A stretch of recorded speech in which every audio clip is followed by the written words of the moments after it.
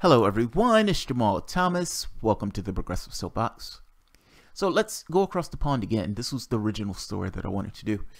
So we have the Russian nonsense going on here. A new neo-McCarthyism. People losing their mind, calling people Russian agents. People on the news saying that guy's a Russian plant. Insane, crazy stuff. If I was not here, if it was 10 years ago, I would not believe people was this crazy. Honestly. That being said, London, for the most part, has stayed out of this mania. I guess this hysteria in this case.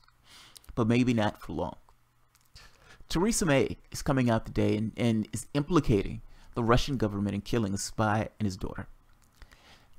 Her evidence for this,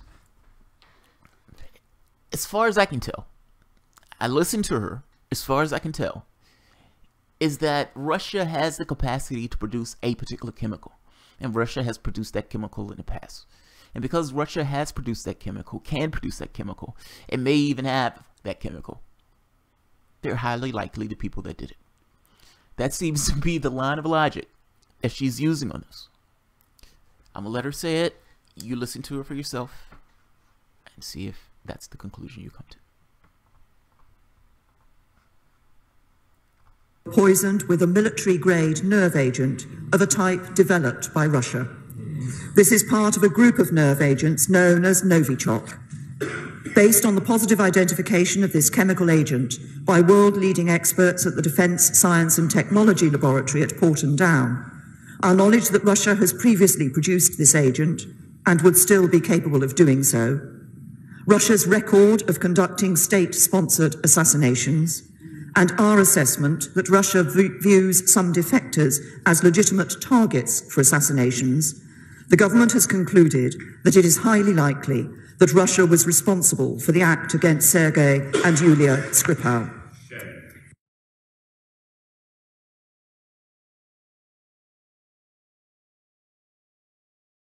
Does she know it? No. No, she doesn't. And are there other countries that can produce those nerve agents? Is that a fair question? Is that a fair question? Russia can produce this nerve agent, so yeah. So we think Russia did it. Fuck it, let's get on that American train. My poll numbers are dropping magnificently. Yes, let's get on that particular train. Is it possible that Russia did it? Yes, it's possible that Russia did it. It's possible that anybody did it. Do I know that Russia did it? No. No. And look, you must understand. I'm not trying to be an apologist in this case, and maybe I am. Maybe it seems that way. I don't like unequal justice. I don't like it. Like, it feels like if one side does something, it implicitly, if nothing takes place when that side does something, then that makes that particular thing fair game. I don't like this idea of one side doing something and then saying foul on the other side. Because that's what drills me on this. These particular topics, these particular stories. I don't know what happened to that spy. Is it possible Russia did it? Yes. Is a nerve agent made elsewhere? Yes! Of course that nerve agent can be made elsewhere. They're jumping to conclusions to some degree. They jump to conclusions. It may be, it may not be. I have no idea. What I would tell you, Britain, anybody from across the pond that's listened to me, do not necessarily trust everything that your media is telling you. That's all I'm saying.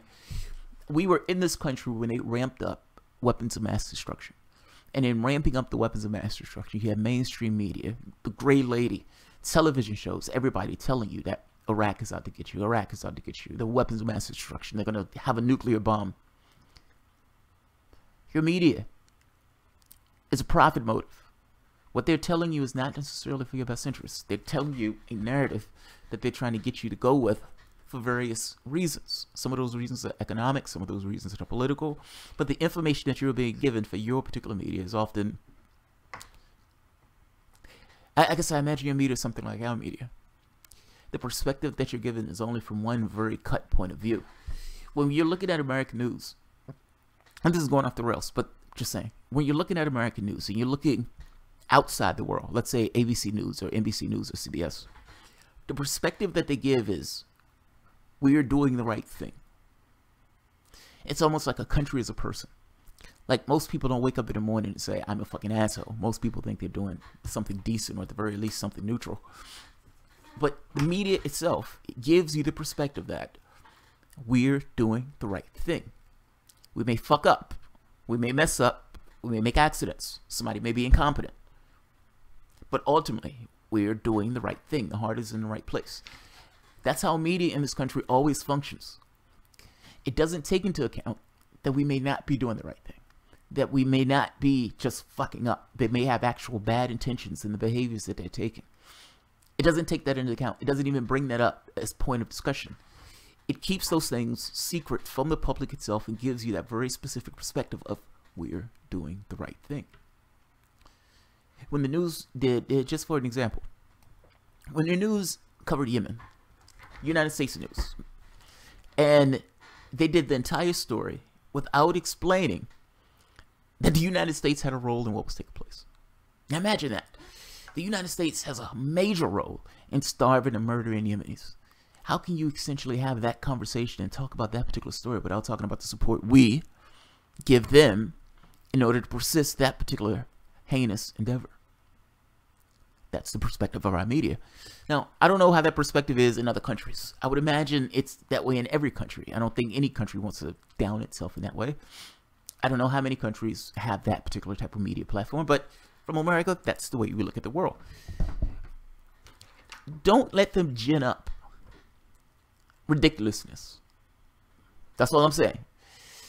Be very aware of the attitudes of your media and the incentives that your media put out. And be skeptical of the shit that your government says in the same way that we should be skeptical of the shit our government says. Governments lie. Governments lie. You said that 50, 60 years ago, people would be shocked and aghast by it. Today, I think people, for the most part, accept it. These guys have lost a massive amount of legitimacy. Is it possible that Theresa May is throwing up this Russian nonsense for the same reason they're throwing up the Russian nonsense in the United States? To obfuscate from the issues that are actually affecting Britain. I guess, look, I'm skeptical, yes. I'm slightly cynical about it. What are you going to do about it if it is Russians that did it? What are you going to do? And if you do anything, shouldn't you be able to nail down and prove that that's what actually took place? Especially if you're going to put your country in some kind of negative disposition with the Russian government. Shouldn't you at the very least prove it to your population that's what took place? They shouldn't have to just take your word for it. So, are they... And by the way, attacking Jeremy Corbyn on this is fucking insane. It's absolutely insane. Jeremy Corbyn came out and gave a statement that kind of hit her for accepting money for the Russians or something like that. The story that they ran in the press was... Well, let me read it. Let me read it. Let's see. Right here. Jeremy Corbyn was implicitly criticized by some Labour MPs after using his response for May's statement to condemn the Conservatives from taking money from the Russian oligarchs. The Labour leader did condemn the attack on Skirple, but his tone was notably less confrontational than May's. He stressed he needed for ongoing dialogue with Russia, and some MPs claimed his decision to raise party funding was an issue was a mistake. Mistake my ass is perfectly fine. The most critical Labour MP was John Woodcock. His name is John Woodcock. That's awesome. Yeah, that's awesome. The most vulgar name in Parliament. John Woodcock, who in the past said he could not back Corbyn becoming Prime Minister, and who today suggested that the Corbyn premiership will put the nation national security at risk. That guy can go fuck himself. John Woodcock. Woodcock. You could go fuck yourself with that Woodcock. How are you going to use this to attack Jeremy Corbyn? That's amazing. But that's what's taking place. These guys are becoming somewhat hostile to Russia also. Be careful with your government. Be aware of what's taking place. And if they're telling you something, look for something a little more than just them telling you about it. Being an authority does not necessarily indicate that the person is being honest to you, even though it may feel that particular way just because of their stature. The authority thing is not really real. Those systems are not really real. Those things are, for all intents and purposes, agreements. It's like a system that we function around. It's It's like a mental configuration that expresses itself in a physical matter reality. My point to this is, just because you're told something, it doesn't necessarily mean that what they're telling you is true. And I say this from experience of being in this particular country with the Russia nonsense and with the 9/11 nonsense. Talking about the Iraq war, not the planes. All right, I'm going to end this on this. Oh, Russia responded, by the way, before we leave. Russia has dismissed May's claims as a circus show. According to AP, a spokesman for the Russian foreign minister has described Britain's claim that Moscow was responsible for poison Skripal as a circus show.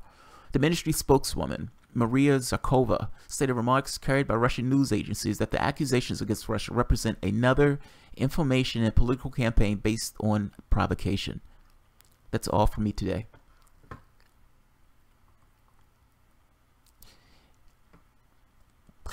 This sounds strange, but understand, I am a product of where I am in this particular time frame, meaning the way the government is arranged, the way people are positioned, the way they act, the way they behave, the things that they say.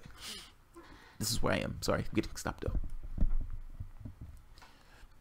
My bias in this case leans more towards Russia. The reason my bias in this case leans more towards Russia is because of the crazy shit they say here. Like, they're lying through their teeth here, which makes me think they're lying in Britain. That's where I am. They've spent 2 years screaming about Trump and Russia. Not just screaming about Trump and Russia.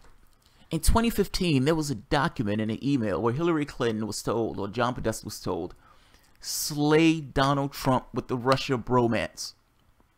Use that as a political weapon. Donald Trump wants to be conciliatory towards Russia. Good. Hit him with that. Use it as a thing. Tie him to it. Red bait. Have at it. And that's exactly what they did. That's what they played to the media. That's what they ran with. The media just ran with it and took it as if it was true. They have nothing. It was built out of whole cloth.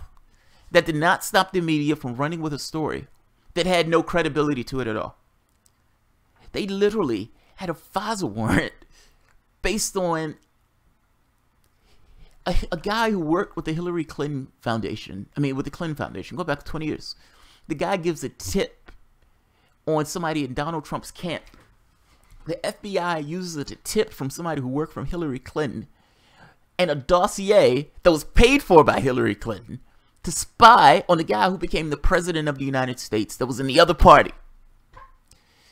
Put that shit in context.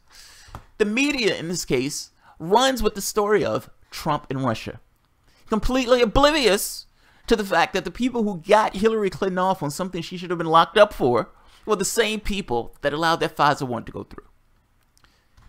The media is worthless. They're worthless. I'm sorry. Yes, they report some stories in some way, but it's a narrative. What they're giving you is only a narrative. It's a slice of events. It's not necessarily the events with the context that's needed for the events themselves. Same thing with Syria. There was a debate between Kalik and I can't think of the other guy's name. And she eviscerated him. Context. What the media often lacks is context. Part of the reason they lack this, and I'm sorry, this is going way over, but part of the reason they lack this is because they're giving you a very specific perspective from their particular point of view. Everything makes sense from that perspective because you leave the other shit out, the complicated stuff out. I have no idea whether Russia did this. No fucking clue. But you need something a little bit more than it's likely. What does likely mean? What does highly likely mean? Is that a yes or no? Do you know it or you don't? Which one is it? It sounds like she doesn't know. Highly likely is not the same thing as we know. My point to you is be very skeptical of the things your government and media does, especially when it's positioning you in hostile position with another country. If they're telling you something, look for evidence, get evidence. Don't necessarily just take their word for it. And just because the media prints it doesn't mean it's true. I'll leave it at that. This has gone long and this has gone way off the fucking rails. But I hope I made my point and I hope that made sense. Like I said, this is kind of going off the rails. I'll still put it up. So, alright guys. If you enjoy the content, feel free to share, like, subscribe, and of course, you can always support the Patreon. Thanks everyone.